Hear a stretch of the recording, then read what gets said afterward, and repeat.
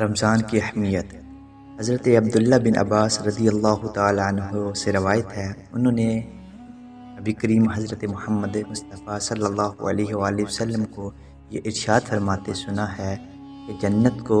رمضان المبارک کے لیے خوشبوؤں کی دھونی دی جاتی ہے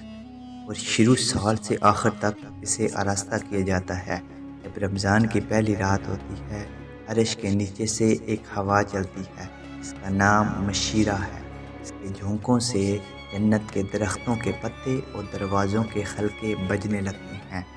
جنت کے دروازے حضرت محمد مصطفیٰ صلی اللہ علیہ وآلہ وسلم کی امت کے لیے کھول دیے جاتے ہیں اور جہنم کے دروازے بند کر دیے جاتے ہیں، اور جبرائیل علیہ السلام کو حکم ہوتا ہے کہ سرکش شیاطین کو قید کر کے گلے میں توق ڈال کے دریا میں پھینک دو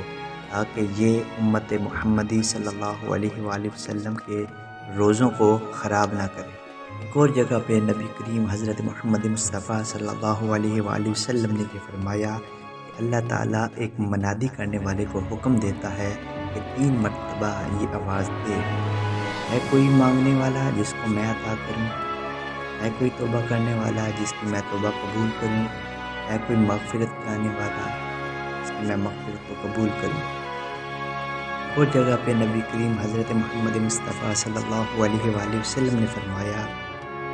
رمضان کے بارے میں کہ اگر بندوں کو معلوم ہوتا کہ رمضان کیا ہے تو میری امت تمنا کرتی کہ کاش پورا سال رمضان کا ہی ہوتا۔